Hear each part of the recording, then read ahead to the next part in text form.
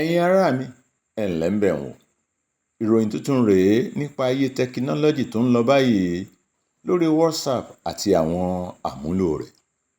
WhatsApp ti kéde pé wọ́n ti ṣàfikún àǹfààní tuntun kan tó máa jẹ́ kó rọrùn fún ọ láti gbé gbogbo cháàtì, àwòrán àtàwọn fídíò rẹ láti fóònù Android rẹ lọ sí iPhone rẹ.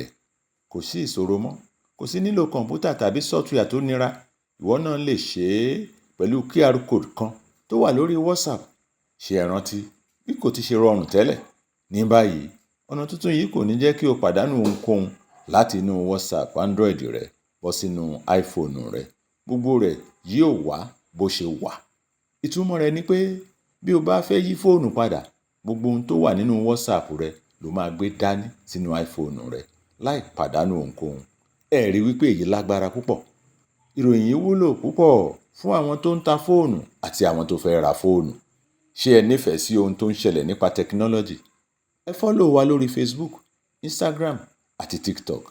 Kí ẹ sì subscribe sí YouTube channel wa @LiveViewAfrica. Ẹ fi kọ́mẹ̀ntì sílẹ̀, ẹ like ẹ̀, kí ẹ sì share rẹ̀ fún gbogbo ẹbí àti ọ̀rẹ́ yín. Ire o!